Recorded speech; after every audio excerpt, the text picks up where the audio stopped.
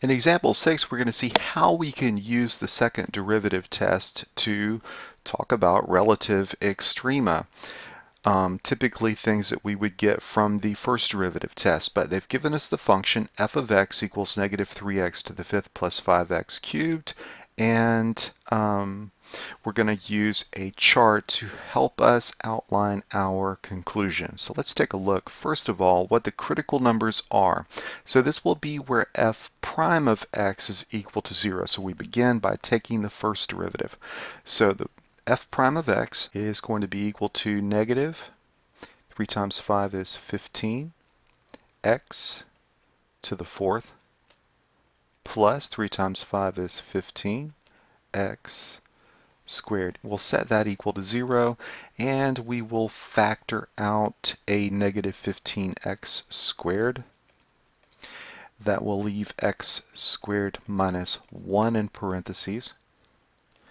And solving, setting each equal to 0 and solving, we get x equals 0. And since this is a difference of squares, we have x equals negative 1 and x equals positive 1.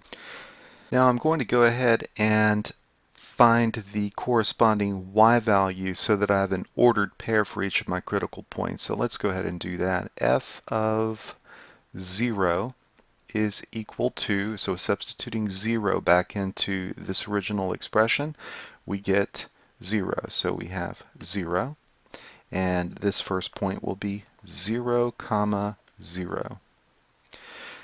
Next, let's find f of negative 1. F of negative 1 is negative 2, substituting into this expression. F of positive 1 is equal to positive 2.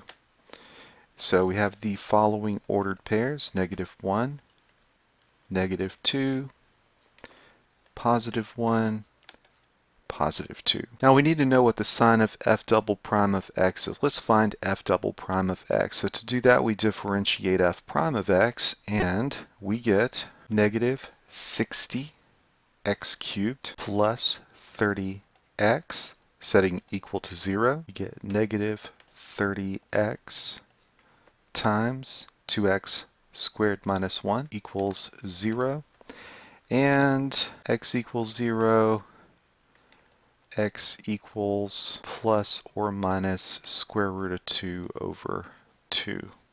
Rationalizing the denominator. All right, but don't even know if we need these critical values for f double prime, but let's take our expression for f double prime and let's substitute in each of our critical values for f prime, 0, negative 1, and 1. And if we plug in 0, we get 0. And if we plug in negative 1, we have negative cubed is negative. Negative times negative is a positive. And when we add, we end up getting a positive 30. So this is going to be positive. And then substituting 1, we get negative 30. And so this ends up being negative. All right, so what does this mean? So since the sign of f double prime of x is positive, that means that it's concave up, and that means that what we have is a relative min.